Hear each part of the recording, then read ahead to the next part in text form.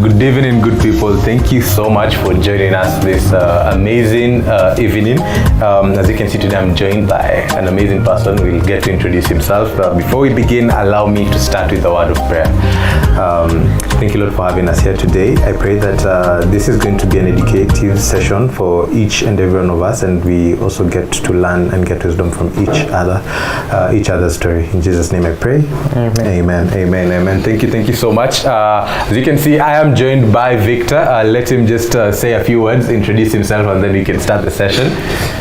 So guys, karibuni sana. Yeah. My name is Victor Maina, aka Kawanjiro. Mtoto wa mama, fan wa Arsenal. A financial independence ambassador here at Savo. Yes. In the function called FIRE. Yeah. Yes. And if you watch our webinars very often, you've definitely seen him in the comment section. Hakosangi. Yeah, Hakosangi kabisa. And most importantly, I'm usually on the other side of. Yes. On the other side, on the cameras, but also in the comment section as well. Yeah. So today is amekuja in front. There are some people behind these cameras that never want to come in front, but siku moja tutawaleta huku mbele. But today is also an amazing day. Today is International Women's Day. Yeah, today is International Women's Day, and it's a very good opportunity for us to celebrate the women who are in our life. I don't know, what do you have to say about International? Umesema mtoto wa mama na fan wa Arsenal. Yeah, Arsenal tunakuja. Tuanze hapo kwa mtoto. I believe mi nimelelewa na women. Yeah. So it's a very big day for me to actually celebrate the women in my life. Yeah. There's my mom, there's my sis, there's my shosho. Yeah, these are strong women who have contributed in a very big way to who I am right now. Yes. And I wish them a very beautiful one. Kama ni late, but nilikuwa nimewawish asubuhi. So yeah. Amazing. For me, I think I've been doing some sessions. Naitwa PMC. If you don't know, you don't know. Yani shauri yako. And of course it has some things to do with the Bible, and there's something that I was totally it stuck with me. It's about the role of a woman in someone's life. And in Genesis, when the Lord gave Adam Eve, nitasoma tu verse, chapter 2 verse 18, very short, hata usijisumbue kufungua. Says the Lord God said, it's not good for the man to be alone, I will make him a helper suitable for him. And a lot of people usually misinterpret the meaning of the word helper, and I'll just define it briefly. The only other thing or person that the helper has been described with is the Holy Spirit. Yeah, so hivyo lakini sisi nitamaliza hapo. So yeah, sisi wenye hatujafika hapo kurelate kidogo haina shida time too. But yeah, happy International Women's Day out there to all the beautiful women here at Savo, our investors, our residents, and also everyone out there. Yeah, it's your day, celebrate, come tritiwa. But anyway, we would have wanted women to do this webinar today, but unfortunately haingewezekana. So next week iko surprise, so watch out for next week webinars. Ulisema wewe ni fan wa Man U as well. Mimi si fan. Kuna kitu nilisikia wa Arsenal. Sorry. Nilisikia kuna kitu ilifanyika weekend. I'm not such a big football fan. Who explain to us what happened during the weekend? Yeah. Tunaambiwa wa number 7 is very significant hata kwa Bible. I think Man U fans got to experience it firsthand. I won't go into details. I just leave it there. Yes. Kama kuna mtu ana feel ako depressed, anaweza kuja kwa watu wako top of the table. Yes. Juu ya meza. Yes. Yeah. So I think that's our catch up for today. And the topic for today is the power of planning. Yeah, the power of planning, and that is what you're going to be diving into together here with Victor. And today we're trying to do it a little bit different. Tutacheza kadi as we do this. Do you wanna shuffle? as we begin? Let me try my co-curricular skills. Tuone ulipata nini hapo as we go on with this thing. And I think today I also want to give a good story of mine that, or a testimonial, let me call it that way, of how just even teaching in one of these webinars is venye zimenisaidia ku change some of my planning habits, and I think it's the very first webinar I did in the year, but what I learned, you have to stick around till the end so that you know exactly what I learned. And we are going to be talking about the power of planning. So as Victor shuffles the cards here, I think we can start with a few questions. Kila kadi ya kwanza alafu tuanze. Hey, I'm not so lucky. Very nice. Sasa jueni mtu Arsenal na mkuju ya meza. You can start the game as I ask you the first question. That was fast. Are you an orderly or a disorderly person? Mimi for the longest time possible nimekuwa mtu life ikuje iende, but right now I'm learning to create order in my life. So for example, things like mi nitafua nguo, and then zikae hapo for a whole week. Natoanga tu najuanga, I know zikae kwa hanging line, not kwa hanging line, because staki zichomwe, najua siwezi kuwa nikichomwa najua huku nje na nguo zangu zinachomwa najua. But anyway, nitazianua niweke pahali. I know all my clothes, so nitaenda tu nikitoa tu moja then but bottom line, I've not been quite so big on order. So I'm trying to learn on how to be planning my things around the house, from little things as folding clothes to big things as how my day is supposed to go. Things like when and what am I supposed to be doing at a particular time in the day. Okay. So uko mahali. Unaweza sema uko mahali. Okay. For me, I think it's usually have seasons. Sometimes I'm very orderly and sometimes I am very disorderly. And what those things are guided by, I'm not really sure, but I think kasi ukienda kwa nyumba yangu vyombo ziko tu hapo, I have orderly arranged the mess. Iko tu hapo, ignoring it very well, but sometimes I am orderly, sometimes, but over the past few weeks I think I've been at a very good place in terms of how I plan my week and all that, but I will get into that definitely. And just to add on into that, we've mentioned that some things you are orderly in and some things that you're not so orderly in. What are the structures that you have in your life that enable you to function normally? I think one of the structures that I have is I know at the beginning of the week the things I have to do for the whole week. For example, I'm a footballer. I'm not just a fan. Na niko kadi. I'm not just a fan. For sure. I'm not just a fan. So I play football as well. I'm a goalkeeper for a well-respected team. Called City Park. So I know that every Thursday in the evening at 5 I have to be at practice, and every Sunday in the morning at 10 a.m. and at 3 p.m. I have to be in church at 10 a.m. and I have to be for the game at 3 p.m. So these are some of the structures, just to mention but a few. These are some of the things that I know at the beginning of the week. There are things that they are well planned, they are well designed they are well designed to make me function normally. If I skip one of those things, then I know my week is not. Now I want to know about that. After makula mbili endelea nimeokota. Yeah. So and those times that you find yourself the structure does not go according to plan? Because it gets some time and it does happen that way. Yeah. So what do you usually do? What do you usually do when the structure does not go according to plan?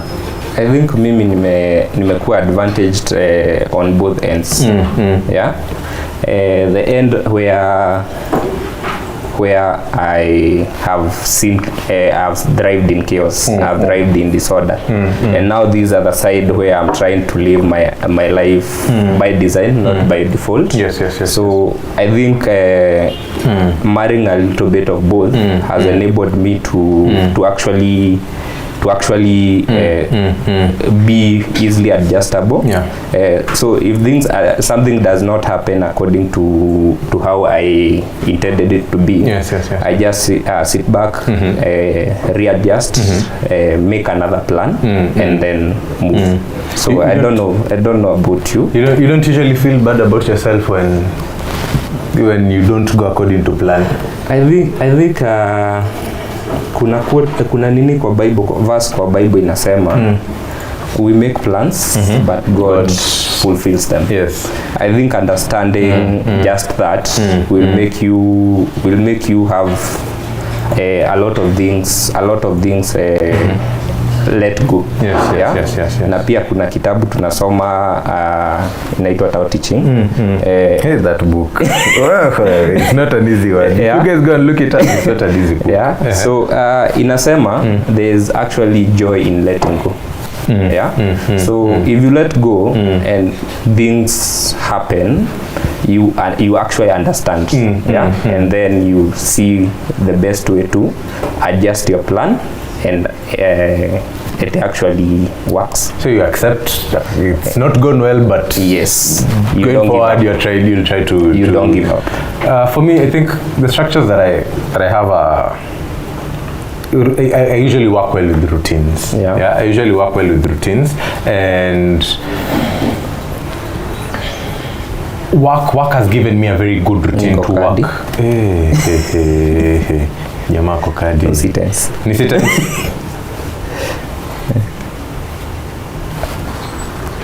Nataka hats. Okay. Endelea na story. Siko kadi anymore. Uko kadi anymore. Very nice. So work has given me a way to have a routine or a structure to usually work around that has enabled me to function normally. So what I've noticed is that if I don't plan my weekends, zitanipanga, because you see during the week I usually know this is what I'm going to be doing, but if my weekends are not planned, zitanipanga. So I noticed that I need to also plan my weekends and my leisure time in a way that I won't end up waking up at 10 a.m. just because I spent the whole morning scrolling on TikTok. Or on those platforms that people usually scroll on, but I don't have TikTok. I probably Instagram.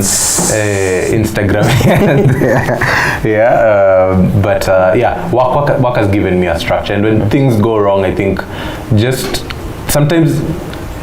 Long ago or a while ago, it used to take me a little while to recalibrate and just come back on the plan that I had. Bounce back. Yeah, and bounce back. I used to just beat myself, and I don't know, there was someone I was talking to, and this week actually, and they were telling me that they will feel like they're trying to catch up.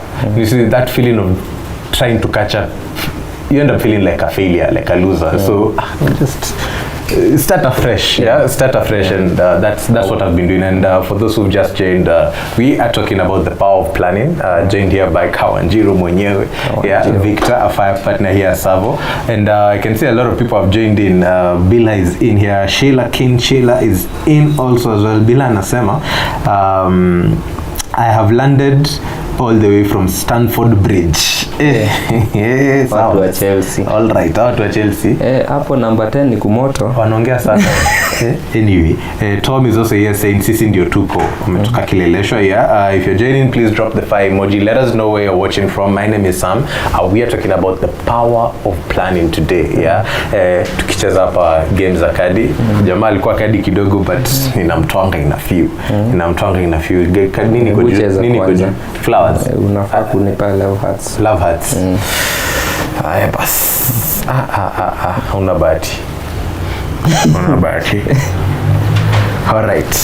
So for you being a footballer, the games that the training that you go for midweek and also at the end of during the weekends are the things that keep you afloat. And when the structures fail, sometimes what you do is you just let go and bounce back quickly. Very quickly. Yeah. Okay. And I'd like to know how has now this extended into how you plan your finances, your habits around planning. How has it extended into how you plan your finances?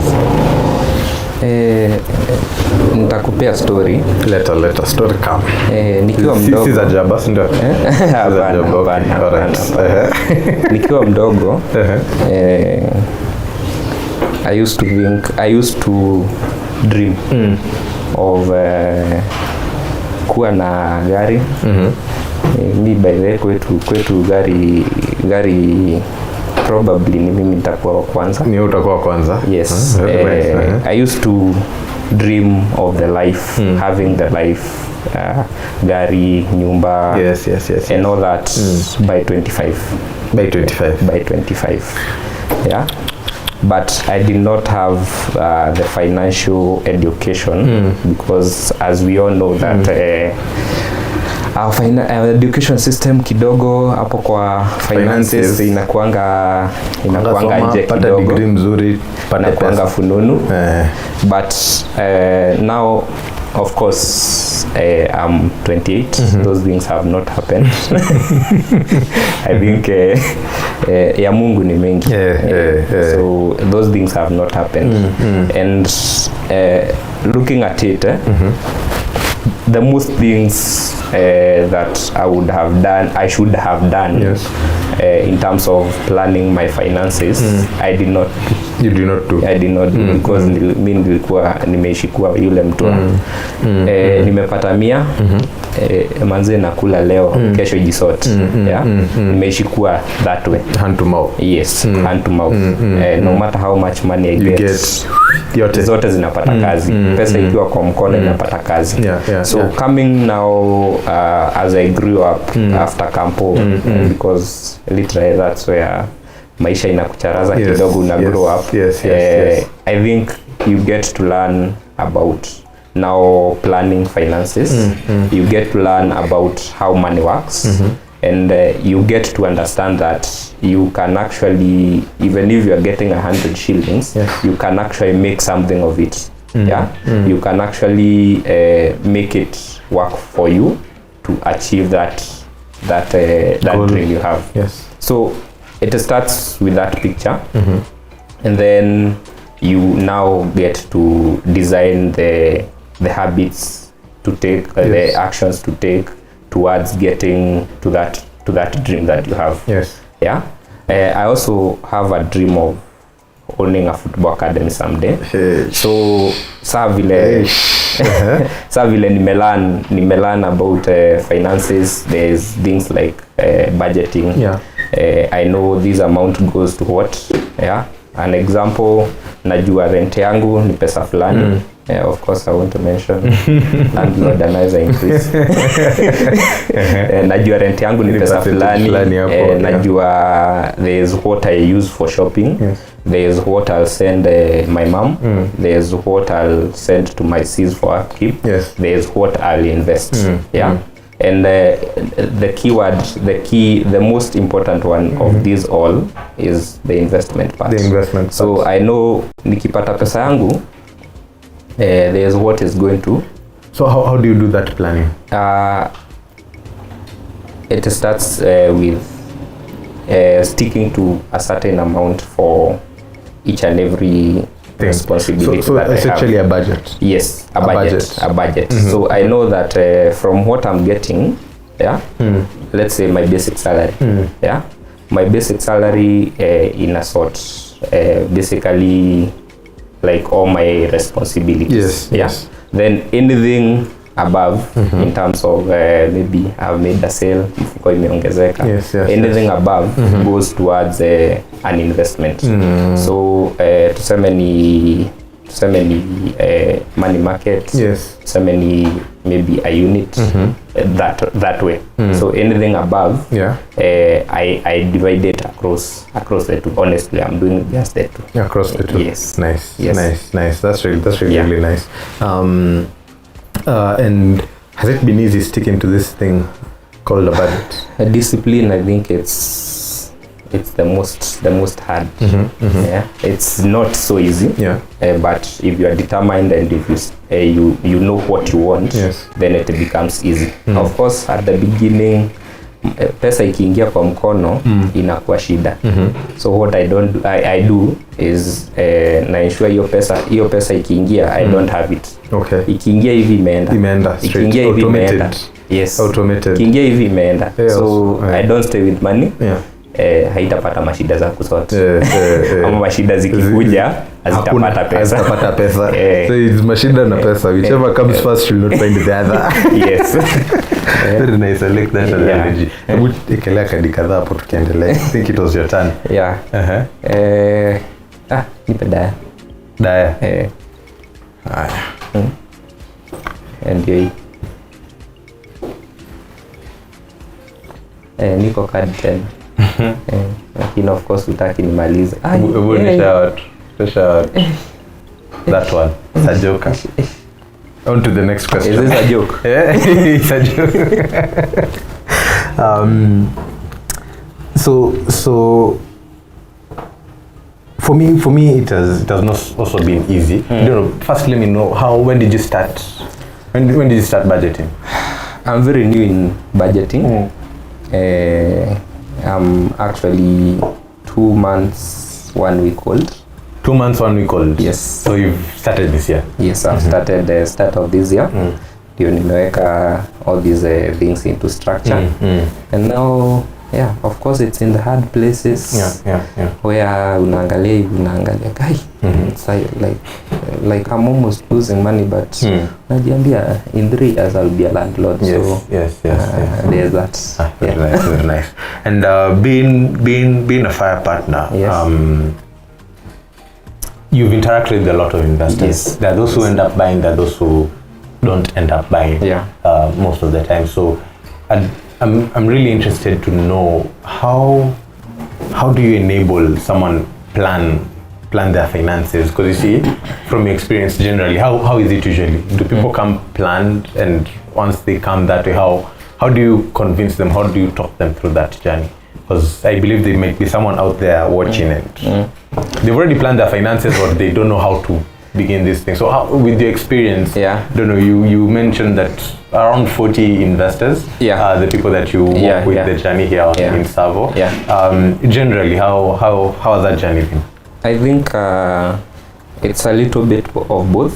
Kuna mtu atakuja of course atakuwa green kama mimi vile nilikuwa. I don't know a thing about financial planning. Na kuna mwingine atakuja very ready, they know what they want.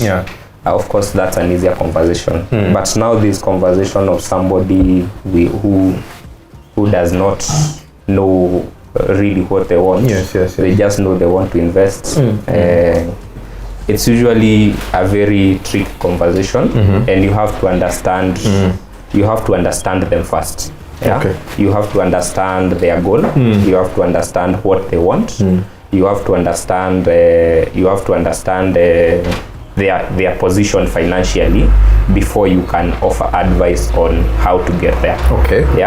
So I'll give an example. Please. And of course I won't mention names. I have an investor who the goal was, I just want to leave inheritance for my daughters. She has 2 daughters. I just want to leave inheritance for my daughters. So as soon as I understood that, and not just inheritance, because of course she owns some other type of real estate, not just investment, but investment that is generating something for them. Not something that when I'm gone, they'll sell and then it's that. They want to leave something that will generate cash flow for them. And if I mentioned they are almost retiring, so it's a little bit in the short term. Okay. Yeah. So for that person, you once you understand what they want, now you are able to show them the picture of how now in this case our apartments are solving that problem of them leaving their daughters a passive cash flow generating investment. It's really nice that we get to that place where we actually look at their financial situation. Tata tutuange ukweli. Uko na rocks, uko na numbers za kuhit, we have sales targets. How was your journey on that? I think for us, we struggle between selling and being a financial partner. Yes. But we try our best to be the latter. Yes. Where you walk this person through, because if you sell them just for the sake, you get that sale, then 3 years down the line, or 1 year down the line, that person is not satisfied with what you sold them, and then they have to opt out. So to avoid that, I think I try my best to take the investor through the whole process, of how the investment work. If all the little details within the investment, and then show them the advantage, such that in the long term, this person atakitaka anajua what I'm working for, so it will be hard for them to back out from that 1 year down the line, because they have understood. And then let me ask, do people come with, like you mentioned there, you get both. You get people who have plans and people who don't have plans. So with the people who, let me say, have plans, is it easy for you to change whatever they had planned to what you want, the step you think that they should take it, that is now investing in Savo? It's very hard. Diamonds. It's very hard, but again, it's a step-by-step process. Nilikuwa na zote. It's a step-by-step journey. So it's hard to change somebody's perspective just out of the blue. You must take them through a process. For such a person, you might as well just allow them to purchase, but it does not stop there. After the purchase, now it's when you bring in the conversations of now things like financial independence, how to plan to get there, how to be disciplined in terms of just the way you invest. So it's a process, but it's doable.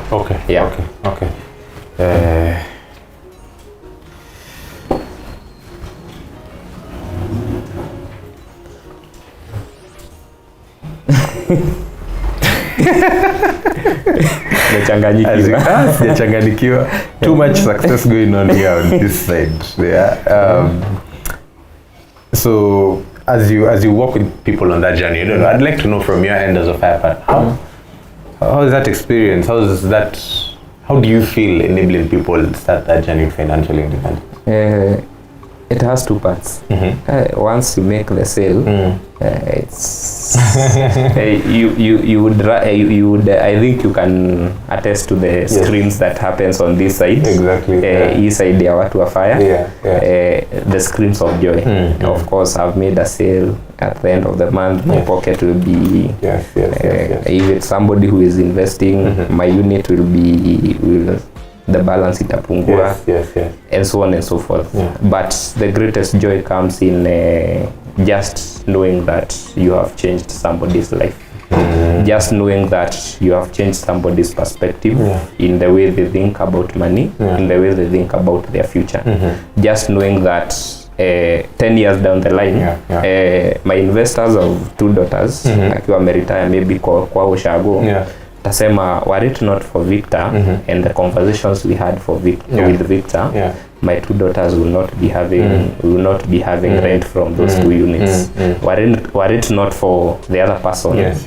my investment would not have grown this much. I think that's for me is the greatest joy that comes from all this. And as a company, the fact that we exist to enable investors achieve financial independence, I think it's our sole resolve for existence, and that's why we do everything we do. And every time we have new investors coming in and starting their own journey, we are usually really happy and so focused on trying to ensure that it actually becomes a reality. Because you see, financial independence, it's a huge goal. Committing to taking people to financial independence, it's a huge goal. And when you come here and ask everyone, what's the purpose? Why do we do what you do? You'll get the same answer. They'll tell you unanimously. Unanimously that we all exist to enable investors. You guys out there, you Charles who's watching from Mombasa, and the Anne, and also Njambi here who said, Victor, thank you for inspiring me and more. You are a true samurai. Inspiring people here. Go on. Quite humbled. Neza itisha nini naikadi? Can I ask you this, master? Itisha tu. Say, can I ask for 2 things? A number and niko kadi bas. Nakacheni ya daya. Asa nipe ke ya daya. Oh no. Kuna kitu kwa physics inaitwa action and reaction. Haya bas. Cheza tena nikiwa cardless. Uko cardless. Tuko daya. Haya bas. So as we've mentioned, we exist to enable you guys achieve financial independence, and now getting a little bit into some more detail. So what planning tips do you have? What planning tips can we give these people that can enable them change their habits? Because like I mentioned, I have a story to tell, but I'll do that after Victor tells us the planning tips that he has. And for those who are joining, my name is Sam, joined here by Victor Kawanjiro. How do you pronounce it again? Kawajiro. I can't. And if you're from Nyeri, the intonation will be a little bit heavier. Give us that intonation. Kawajiro. All right. Those from Nyeri, Muranga and Kiambu will understand. So planning tips. I'll give what I'm doing. There's budgeting. There's coming up with checklists. There's schedules. For that to mean that at the beginning of the week, I know Monday morning 8 a.m. I'm supposed to be in Savo. Of course, doing my best to enable investors achieve financial independence. Then from there I have my meetings. Tuesday I'm supposed to be maybe planned for a meeting, maybe planned for a site visit, and so on and so forth. Thursday, like I mentioned earlier, 5 p.m. I'm supposed to be on the ground doing practice. Then Sunday 10 a.m. you see the trend. Then checklist is having a list of all those things that you are supposed to do. A list of milestones you are supposed to achieve. Let's say for example, vile nilikuwa nakwambia by 25 nilikuwa nimesema niko na gari, niko na kanyumba, niko na kashamba, niko na bibi, niko na watoto. You see, you have such kind of a checklist, and every time you achieve one, you tick it, and of course if you achieve one, you set another. If you achieve one, you set another. With of course in setting the SMART model. That goal should be specific, measurable, achievable, realistic, and time bound. For it to make sense. And then budgeting pesa yako, make sure you know what goes to. Ukiwa na mshahara wako safi, uko na rent, kama hulipi rent, of course, you have investments, you have school fees, you have all that put into a clear and integrated budget. such that you know way beforehand. Yes. Okay. So a lot of planning, so for you scheduling your whole week, and then budgeting, ensuring that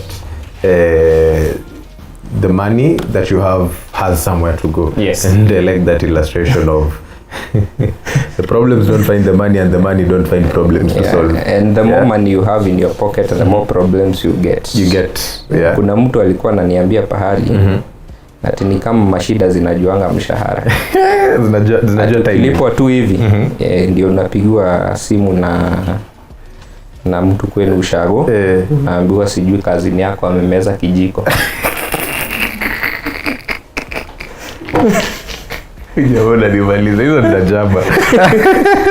Sasa unashangaa na ndio umelipwa tu. Ndio imeingia tu, umepata message unashangaa. So upe kazi, Pea pesa yako kazi mzuri. Before uanze kutoa vijiko kwa before yes. Interesting. So and bro, I think they have shifted goalposts. They shift goalposts. Ni mbili tu, haina shida. Mashine hazijafika 7 kama zamani. Tuko safe. Naona unatupa tu banta pole hapa. Anyway, so see, even the thing that I'm about to say that has enabled me change my planning habits, it's not new. These things, most of us have heard about them. Budgeting, planning your week. Who doesn't know about those things? But they're so easy to do, yet so easy not to do them. Yeah, so easy not to do them. So what? They're easier not to do actually. They are easier not to do. Yes. Yeah, it's easier not to do them than actually doing them. So let me explain my my planning tips that I can give to Sarah, Richard, and Charles who are watching here today. They've changed how effective I am in the past few weeks. Not so long ago. So the very first webinar we did this year was about putting first things first. And I shared my screen and we went through the habit of putting first things first. Yeah, were you behind the camera that time? Yes. Yeah, you were behind. So you were learning as well. Yeah. So and it got to that place of how you need to plan in the different roles that you play in your life. So if you're a father, if you're a brother, if you're a mother, if you're a leader, if all the roles that you play in your life, you need to plan for them and select the one big thing that you need to do that week in that role and then schedule it. Yeah, so as we were going through that habit, I thought, mimi najuanga kujipanga. Nakwanga nimejipanga and I know my things, So I was just going through it as if I know it. But deeper into it, I was like, there are some things you don't know. Yeah, there's some things I don't know, and there's some things you. They planned me. So what it was saying is, yes, plan everything in every role that you play so that you become an effective person. And then secondly, you need to use effective tools. Yeah, so a tool that is always with you, a tool that is mobile. So for me, I usually have my notebook and my phone. All right. So and there's one line there in that workbook that you were going through, and it said that however good you might be in planning, if you don't use the right tools, if you don't use the correct tools, you will still not be effective. Yeah. And from that day, I decided, why not try? It's the beginning of the year, new year, new things. Yeah. So why not try this thing? Yeah. So other tips that it had there. If you didn't watch that webinar, please go and watch it. Wanjiru was back there in production. Yeah. Alikuwa produced. It was really nice webinar.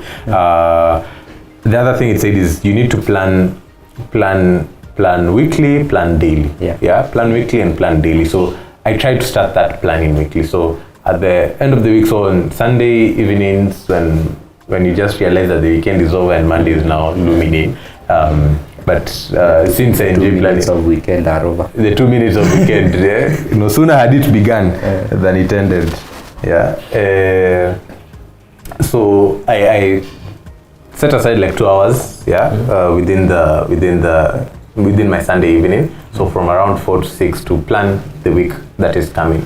So I tried. So, and I went through a lot of struggles, which I'll be telling you about. But I'd like to know before I tell you about my struggles, what struggles have you gone through as you've started budgeting in the past? Let me say 3 months. Yeah. In trying to budget and also schedule your week. Yeah. Say that. Let me start by budgeting. I think the biggest struggle is trying to actually track where my money was going. Cut down on the unnecessaries and keep the discipline to actually not do them anymore. Okay. So change of habits. Yes. Change of habits was the hardest thing. Okay. For example, I don't know, specific habits like maybe I reduce the clothes I buy. Yes. I kama ni the type of food I buy. You buy. Yeah. Yes. Changing such things. Yes. Becomes very hard, and it takes time to get used. Yeah. But again, with that goal in mind, with that goal that you have at the end there, again unalegea kidogo, then ikikuwa mbaya, you know what you are working for. So you still get back on track. Unaongeza mafuta. What specific habit was the hardest? Which I love food. And you same stuff. I love food. You love food. Yeah. So nikilipa mshahara, I used to rudishia mwili shukrani proper. Yeah. So now I have learned how to rudishia mwili shukrani proper. Na adabu. Lakini within now the boundaries of that journey I'm going to. Yes. So you learn to drop some habits or change them to align to where you are going. But let me still ask further. It sounds easy. Nini ulifanya? Uliacha kupitia route ukienda home? I'm still on the journey. I'm still on the journey. Kwanza kuna let me give an example. Please. Something very basic. Kuna kitu inaitwa mutura. Utapita somewhere you used to pass. Najipata nikifika kwa nyumba najiuliza hizi mbao nilitumia wapi? Zimeisha. Ukitoka kwa ofisi umetuma mbao. Zimefika 20 bob. Yes. 20 bobs. Nashangaa hizi nilitumia nani? Nani wewe nilikuwa nanunulia credo? Kumbe ni mutura guy ndio ulinunulia sapa hiyo. Making the mutura guy wealthier. I'm not saying it's bad, but you see that extreme. Yes. It's what now you struggle with. Of course, nimechange route. Naendanga once a week. Niona ananiuliza nilipotelea wapi. Of course I say kazi imekuwa mingi, but I hope he is not watching. I hope to be a link I watch. Nakupea bure next time usijali. So food has been tough. Food has been tough because again you can't live without food. But sasa you learn to adjust yourself and align that with or eliminate it altogether. Exactly. Yes. I think for me just that part, especially that part of trying to plan my week on Saturdays, on Sundays. Kila kadi. Kwa sababu nimepick. Shamba. Answer. Niko kadi tena. Utaikuwa kadi. Tuko kadi. Niko kadi tena. Kwa sure.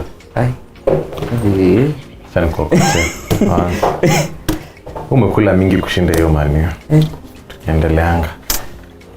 Sawa. Taste wana feel wakiwa supported. Ini support group ya manu. So for me planning my week has not been an easy thing. Just sitting down and saying this is how my week is supposed to be. like I said, like you mentioned, it's actually easier not to do these habits than doing them. Yes. So probably that 4 p.m. on Sunday afternoon might find me watching a movie somewhere. Mwanzo kuna series ingine nimekuwa nikiwatch. Hey, it's like now we live with those people in the house. Yeah. So even just that effort of turning off the TV so that I can focus on my week, because the moment I do both, I can't. So even that initial effort of just turning off the TV to start will take a whole nother episode. Yeah, I need you'll find yourself it's 1 a.m. Yes. You still have a 4 p.m. task to do. Yeah. So for me, one episode and another nikifika hapo katika najambia sama hata wewe lazima. And since my planning tools are my notebook and my phone, I open my phone to go look at the reminders, but I find my fingers are just tapped Instagram or WhatsApp. So a whole another hour is lost there. So by the time I find myself actually doing the things that I'm supposed to do, it's taken me 2 whole hours of beginning to begin. 2 whole hours of beginning to begin. And it's not easy, and it's those little things that make us not build the habits, or take that initial task or do that initial step that will eventually build into the character or take us to the goal that we want to get to. It's those small things, those essential things that are really, really little. So for me, just turning off the TV or even not getting lost in my phone as I try to look for my reminders. I'll find myself on WhatsApp, or no, I have something that I'm supposed to do that Nani had told me. When I go to WhatsApp, I find myself in the status section. By the time I'm done with that section, it takes so long. So I don't know, do you guys go through those challenges? Because for me, it's been a struggle, and of course every other day I get a little bit better than the other day. But the thing that keeps me going, or the thing that makes me turn off that TV, the thing that makes me ulikuwa na plan wiki yako and I'm on Instagram, is not getting tired at the end, but I remind myself that, or I keep on asking myself, Sam, nataka kuwa na wiki mbaya. You see, because if I don't plan my week, it will plan me. It will plan you. Na itakuwa kwa very urgent and very important. Very urgent, very important. So I don't want to have those things. So if I don't want to have them, let me just plan. I don't want to have a bad week. I don't have to get into meetings that I am not sure what I'm going to be speaking about in that meeting. So let me plan everything. So the place that I've gotten to right now is, in the past like 5 weeks, I separate my week into 3 things. So I have a meetings list, I have a focus list, the things that I'm supposed to do, and a delegation list, the things that I'm supposed to delegate. So I plan my whole week into those 3 sections, and then now every day in the morning I go back into that section, look at the things that I think I can achieve for that day, and when I'm in meetings I'll add onto that list, because you see, when you get into meetings you'll get things that you need to do, or more meetings scheduled now for the future, or more things that you need to delegate. So that's how I've tried to do it. So every week najiuliza, Sam, unataka na wiki mbaya, na asubuhi ikifika pia, Sam, do you just want your day to, unaonanga when people say na hii siku imeenda tu, if you plan for it, you will watch it as it goes, and you will be effective in each and every of those things that you're trying to do during that week. So for me, that, trust you me, I feel it has made me a very, very effective person in the past 3 months, 5 weeks, not 5 weeks. Even. Before I began, I had planned to begin, but before I began actually doing it, it took me. So the past 5 weeks, the past 1 month, I think it has enabled me to be very, very effective. And I've gotten to a place where even as Friday comes to a close, I start looking at, okay, what meetings do I have next week? And I look at the most productive use of my time is either meetings or focusing during XYZ time. So I think that's the best tip I can give you guys. Just ask yourself, how do you want your week to go? I think it becomes a more fulfilling way of living, rather than just waiting for things to happen. Exactly. I also used to struggle with waking up in the morning. I've never been a morning person since high school. So realizing this, don't remind me about high school. I'll tell you a story of our deputy principal some other day. But realizing this, right now, I set an alarm and then put my phone like beyond arm's length. A bit far away. Beyond arm's length. Such that by the time I'm touching my phone, I'll already have I'm alert. I can't go back to sleep because once I step out of the bed, then that's it. Yeah. So that also has quite helped me. It's those small things, baby. It's those small things. It is those small things that enable, that make you make that progress. Because you see, let me just find that quote by Steve Covey about just a minute, about reaping a habit. So he says, you saw a thought. You saw a thought and you reap an action. So I saw the thought of wanting to become an effective person who wiki yake haimpangi. So the action for me was to plan my week. And when you saw an action, you get to reap a habit. So, and for me the habit has become planning my week consistently. And it's become easier, not entirely easy, but easier than when I began. Easier than when I began. But now that I am so in a habit, I will eventually get to reap a character. Because I've just begun. And by sowing a character, I'll eventually reap the destiny that I want to. That you want to get to. So this is a quote by Steve Covey. Sow a thought, reap an action. Sow an action, reap a habit. Sow a habit, reap a character, and when you sow a character, you'll definitely reap that destiny that you want to get to. So I think that quote can bring us to the close of today's discussion. And before that, I think probably there's some people out there who haven't made that step of starting their journey to financial independence. What steps should they take? I think we'll send Victor's number into the comment section so that you can get in touch with them. So what step can they take, and what are we currently selling? First of all, you reach out. That's the first step. That's the first. Just screenshot the number or copy paste the number and just text him. Just that. Just that. And then you leave the conversation to us, to both of us. I'll take you through how we do things here at Savo.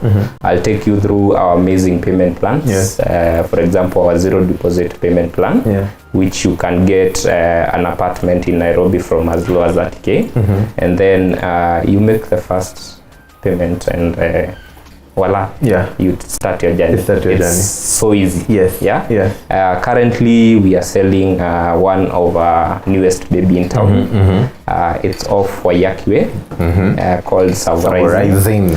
Yes, and as we sell these, I would encourage you to just come. And start the rise to your financial, to your fire number. Yes. Okay, amazing. Thank you so much. The number has been sent in the comment section, so please reach out to Victor and he will enable you start that journey to financial independence. So hii game inakaa itaisha. Ama unaonaje tumalize? Hii sasa ukiniumisha kadi 200 itaisha aje? Nakaa uko na New Testament hapo, sijalishikilia, soma tu kwa bidii. But I think we can close it at that. Thank you so much for joining us and telling us how it is to be a fire partner. The struggles you've gone through planning. I believe most of us have learned. I have learned from your story. Thank you so much for sharing. It takes a lot of courage to go from behind the camera to in front of the camera. The pressure is very much on this side. It's on this side, At it never ends. As much as I'll get to do this as many times. There's never getting used to it. There's no getting used to it. So thank you so much. Thank you so much for giving us the honors. So I think we'll end it at that this week. Next week will be a little bit different, so better subscribe if you haven't. Share and comment, because next week takwa moto. So see you next week. Have a good week. Bye bye. They say that the youth are the future, but we believe for the youth of the present. Change will not come if we wait for some other person or some other time. We are the ones we've been waiting for. We are the change that we seek. Join a community of the change makers, the innovators, the visionaries who dare to dream big and make it happen. They are the ones who will shape the future, who will challenge the norms, and who will create a better world for us all. Those who dare to dream big and make it happen. Click on the banner to join the movement today. They say that the youth are the future, but we believe for the youth of the present. Change will not come if we wait for some other person or some other time. We are the ones we've been waiting for. We are the change that we seek. Join a community of the change makers, the innovators, the visionaries who dare to dream big and make it happen. They are the ones who will shape the future, who will challenge the norms, and who will create a better world for us all. Those who dare to dream big and make it happen. Click on the banner to join the movement today.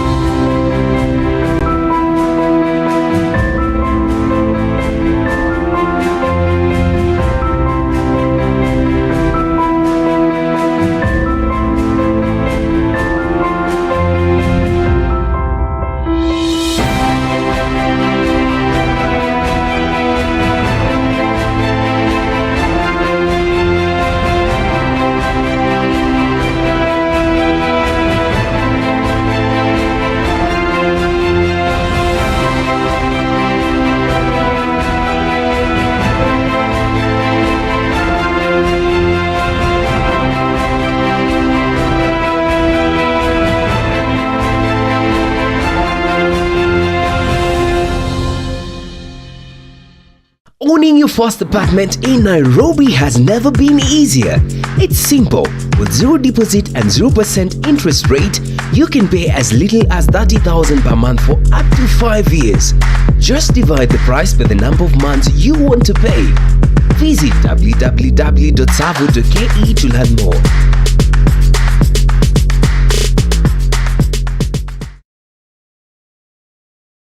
Your money will never do better than what your mindset will allow. Maybe your budget is out of whack. This year, we're gonna try something hopefully fun. You'll win a year of financial and investing coaching from yours truly. We are here to help people save, earn more, invest. The way that we manage our money influences every aspect of our lives, and yet no one ever formally teaches it to us. I'm Lindsay. I've been living paycheck to paycheck. I'm trying to break out of this cycle. I thought football was the only way to make money and make a lot of it. I ended up getting released. My world came crashing down. That made me take a step back and open my eyes up to my money. We are earning a lot for the first time. We're also spending a lot. You're spending $1,200 a month on groceries. That is banquet level spending. I'm living the fear that if my heart were to break down, I don't know how we would buy another one. How much did you splurge on couple chains, couple earrings, a couple watches. 60. Right now, if you would have put $60,000 into the S&P 500, would be $112,000. Spending less is the quick and easy solution, but there's a limit to how much you can frugal down. There's no limit to how much you can make. I'm getting a raise at work. You're getting on the other side of, I like to call it post-traumatic broke syndrome. Sis, you know I've been there. That is exactly what I'm feeling. I feel like the definition of money has shifted. The money is to help create the life that you really desire, and that is your reward for taking care of it. It doesn't feel like this is something that's insurmountable anymore. I'm ready to do this work. I'm ready to get to the point of financial wholeness.